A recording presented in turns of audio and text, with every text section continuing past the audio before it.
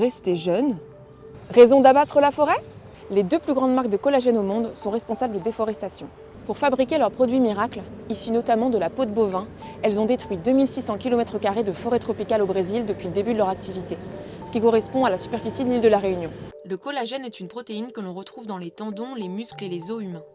Il est commercialisé comme un produit de beauté censé ralentir le processus de vieillissement. Il peut être issu des bovins, des poulets, des porcs et des poissons.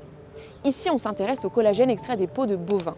Il représente 34% du marché du collagène. Vital Proteins, qui appartient au groupe Nestlé, et dont l'actrice Jennifer Aniston est l'égérie, et la marque Peptan, appartenant au groupe suisse Rousselot, vendent en effet des produits au collagène dont le principal ingrédient est issu de la déforestation en Amazonie.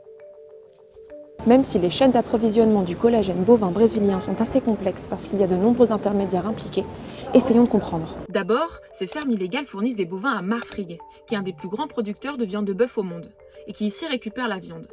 Ensuite, les peaux des bovins vont être envoyées à la tannerie Blue Brazil, qui d'une part produit du cuir et de l'autre nettoie les peaux.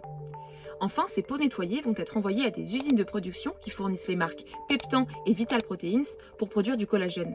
Le collagène bovin est un sous-produit de la viande et du cuir bovin qui au Brésil est responsable de 80% de la perte totale de la forêt amazonienne. Et contrairement aux producteurs de viande, de soja, d'huile de palme ou d'autres produits, les entreprises qui commercialisent du collagène n'ont aucune obligation de suivre leur impact environnemental. Confronté à cette recherche, Nestlé, qui certifie par exemple son cacao, indique que ce n'est qu'en 2025 que son collagène devra être certifié sans lien avec la déforestation.